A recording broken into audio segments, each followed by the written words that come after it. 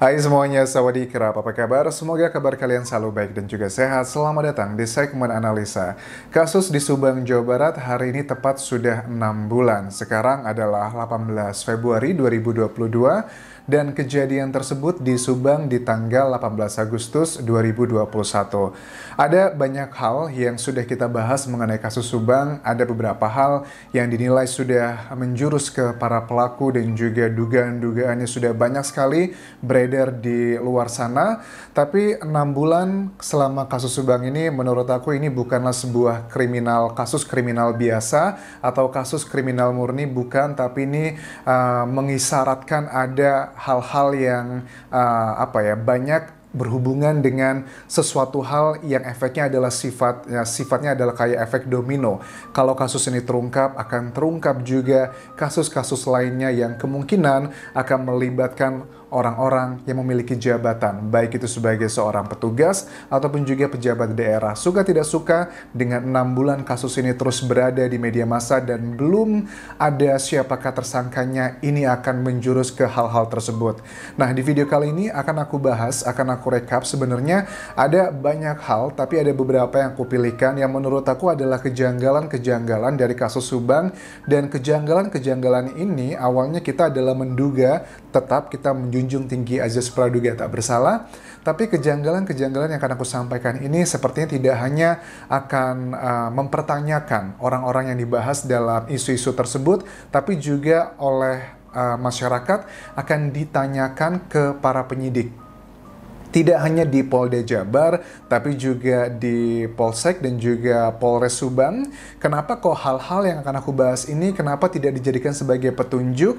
Ataukah ada seperti dugaan di awal kasus ini muncul, kan banyak orang bilang ini kayaknya kasus murni, kasus yang lain aja, pembunuhan di provinsi lain atau di kota lain sangat cepat bisa terungkap siapakah pelakunya. Tapi dengan 6 bulan, aku sangat optimis dan juga yakin ini akan segera terungkap. Tapi memang ada konsekuensi yang harus dibayar, sepertinya akan menjadi efek domino. Kita akan bahas satu persatu. Pertama adalah hal kejanggalan yang sangat nyata yang memang sudah tersebar di media massa. Ini adalah hal-hal yang sudah tersebar di media massa, kemudian akan aku coba bahas lebih detailnya.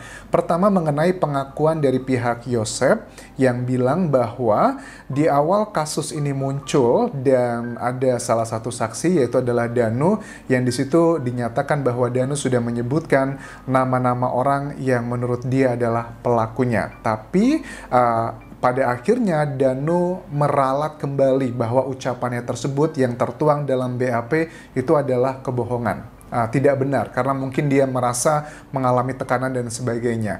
Komentar aku begini ya, ini dari penyidik Polda Jabar, kalau pastinya mereka sudah punya jawabannya ya, karena kan bisa dicek aja BAP mana yang dianulir, BAP mana yang sudah ditandatangani. Karena pada saat BAP tersebut sudah selesai ditulis oleh penyidik yang merupakan verbatim dari para saksi, itu kan harus ditandatangani ya. Kalau setuju, ya ini yang dikatakan dari saksi ini, ya tanda tangan, tapi kalau tidak setuju pasti akan dianulir. Yang pertama begini, ini adalah pro dan kontra, sisi yang percaya dan tidak percaya. Bagi orang yang percaya dengan statement dari pihaknya Yosep, pengacara dan juga Yosep yang mengatakan hal tersebut, bagi yang percaya dengan mereka, pasti akan berkomentar pada umumnya adalah kenapa kok si penyidik dari Jawa Barat tidak menggunakan ini sebagai suatu hal petunjuk yang sangat kuat. Misalnya selugu-lugunya Danu ataupun takut-takutnya Danu atau memiliki tekanan mental yang tinggi Danu, masa sih mau mengatakan hal seperti itu yang kemudian pada akhirnya diralat kembali. Ini adalah bagi yang pro atau yang memiliki, bukan pro lah istilahnya, tapi lebih ke logical thinking, yang percaya dengan statement dari pihaknya Yosep. Itu adalah yang pertama. Yang kedua adalah bagi yang tidak percaya dengan statement dari pihaknya Yosep tersebut, masa sih Danu mengatakan hal tersebut, yakin kayaknya Danu nggak mungkin deh akan berani menuduh orang orang-orang yang disebutkan tersebut, yakni adalah Yosep dan juga Ibu Mimin di BAP pertama, tapi Danu kemudian menganulirnya. Kayaknya nggak mungkin Danu mengatakan hal seperti itu. Kayaknya pengacara dan juga tim Yosep cuma mengada-ada aja. Nah, jawaban ini sudah ada di penyidik Polda Jabar yang sudah punya rekamannya. BAP mana yang sudah ditandatangani, BAP mana yang sudah dianulir. Harusnya penyidik juga mengungkapkan hal seperti ini, mana yang benar, mana yang juga yang salah begitu.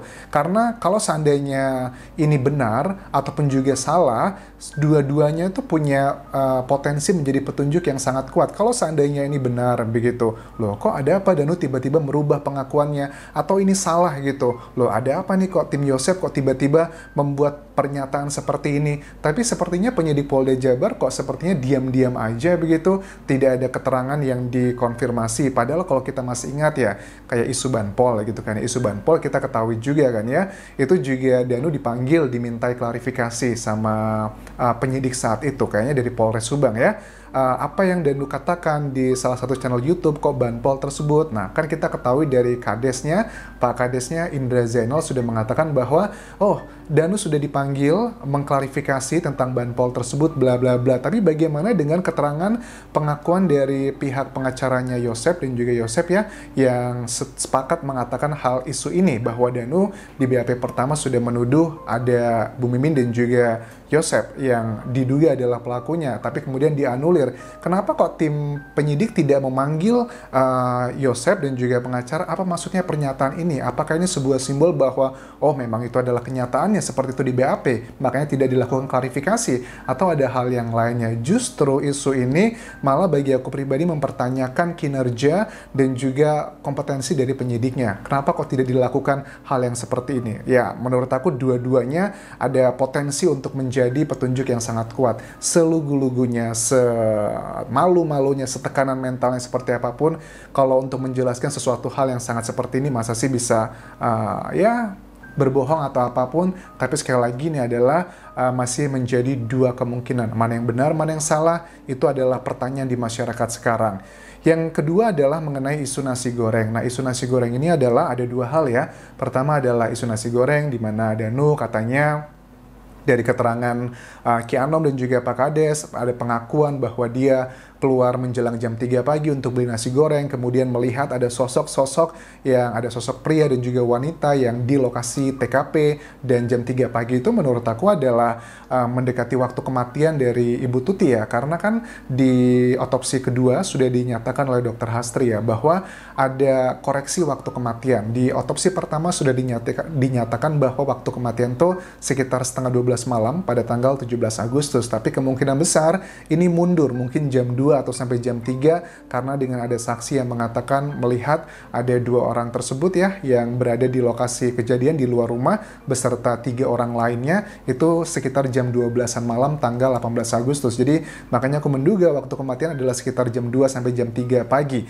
Nah, ini apakah ini isu mengenai nasi goreng dari Danu ini kan munculnya jauh sebelum kita mengetahui ada saksi yang berbicara kan ya, dan aku tahu saksi itu sebenarnya sudah lama dilakukan BAP, tapi baru muncul di media massa setelah ada isu yang mengenai keterangan yang jam 12 malam tersebut. Nah, ini masih juga menjadi pro dan kontra kan ya, apakah ini benar atau tidak begitu. Kalaupun benar ataupun juga tidak, dua-duanya punya potensi untuk menjadi petunjuk yang sangat kuat. Kalaupun seandainya benar, apakah benar seperti itu?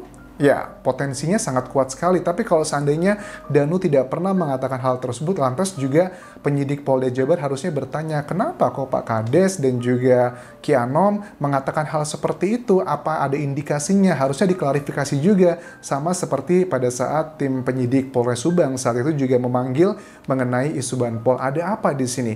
Kan terkesannya mereka adalah warga biasa ya, tidak memiliki jabatan tinggi atau menjadi dalam daftar orang terkaya di Jawa Barat, kan mereka adalah masyarakat biasa sama seperti kita, tapi kok kesannya ada sesuatu hal yang disembunyikan gitu. Kalau aku melihat dari penyidik di Polda Jabar ya, yang sudah menangani kasus ini sekarang.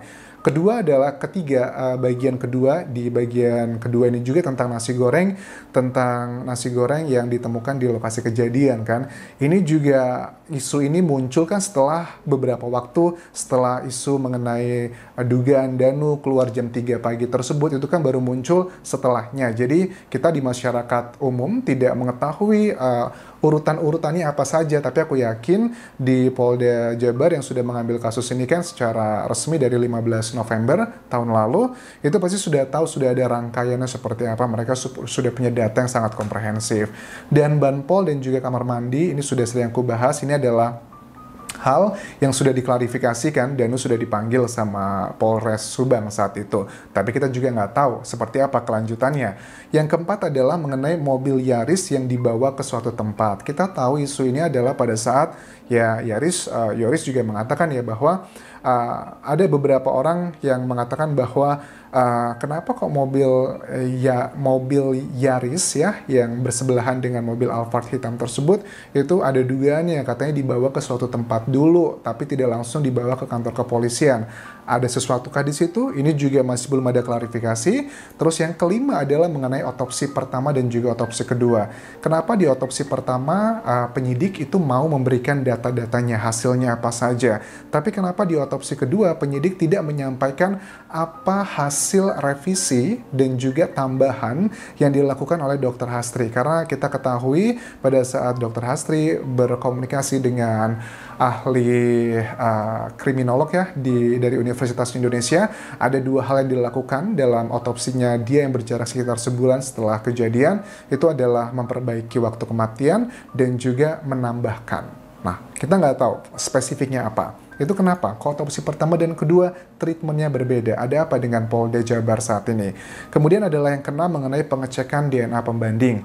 Apakah yakin dari seratusan saksi yang sudah diperiksa, semuanya sudah diambil DNA-nya? Karena kan kita butuh pembanding kan? Jika seandainya ditemukan ada beberapa DNA yang menjurus ke orang-orang tertentu, tapi kita tidak tahu ini punya siapa begitu. Lantas bagaimana untuk mengetahuinya harus ada pembandingnya gitu? Apakah yakin semua 100 saksi tersebut sudah diambil DNA-nya? Karena kita juga tidak mendapatkan data ini, mungkin saja ada yang tidak diambil DNA-nya, makanya ada beberapa DNA di lokasi kejadian yang belum berhasil diidentifikasi itu milik siapa. Karena memang ada puluhan, dari Kompolnas juga sudah mengatakan bahwa ada puluhan DNA yang terdapat di lokasi kejadian. So, it's something that really important untuk kita tahu apakah DNA pembandingnya sudah lengkap nih. Kalau nggak lengkap ya bagaimanapun juga kita nggak akan bisa menemukan itu identifikasinya punya siapa. Dan yang ketujuh adalah mengenai rekening koran. Rekening koran adalah rekening catatan transaksi dari tabungannya Amel ya, yang merupakan tabungan dari yayasan tersebut. Kita sudah ketahui bahwa sekitar sebulan kemudian, 2 bulan atau 3 bulan setelah kejadian, itu kan Polres Subang sudah mendapatkan nih print out-nya dari 2 buku tabungannya Amel. Tapi kok sampai sekarang tidak ada keterangan lebih lanjut, apakah ini simbol bahwa dari data print out transaksi tersebut Polda Jabar tidak melakukan apapun, tidak melakukan penyelidikan lebih lanjut, cuma didiemin aja begitu. Itu yang kita tangkap, karena suka nggak ada lagi nih update-nya mengenai apa yang ditemukan pada saat melakukan print out rekening dari Amel tersebut yang merupakan rekening dari yayasan. Apakah ini juga berhubungan dengan orang-orang yang takutnya akan terlibat dengan kasus ini karena ada hubungan dugaannya adalah dengan yayasan dan sebagainya. So, dan masih banyak lagi kejanggalan yang sebenarnya kalau kalian amati lebih dalam mengenai kasus ini tuh ada banyak sekali. Tapi aku hanya sampaikan untuk video ini adalah 7 saja. Tapi kalau menurut kalian ada kejanggalan lain lagi yang jauh lebih fundamental dan juga lebih nyata, kalian boleh tuliskan di kolom komentar ini. Mudah-mudahan Polda Jabar diberikan kemudahan ya untuk segera mengungkap siapakah para tersangka sebenarnya. Dan ini sudah 6 bulan, mudah-mudahan mereka orang-orang yang bekerja keras, terutama dari tim penyidik yang sudah lalu sampai sekarang, itu tidak sia-sia pekerjaan mereka. Karena aku yakin ya, tidak hanya dibutuhkan masalah kompetensi, tapi juga integritas, kejujuran dari seorang penyidik untuk berani mengungkap siapakah para pelakunya. Oke, itu aja yang bisa aku bahas. Terima kasih sudah menonton. Sampai ketemu lagi di video berikutnya. Dan jangan lupa tinggalkan komentar, tinggalkan like, dan juga subscribe channel YouTube ini. Serta follow Instagramku di Anjas di Thailand. Kalaupun kerap semuanya. Bye-bye.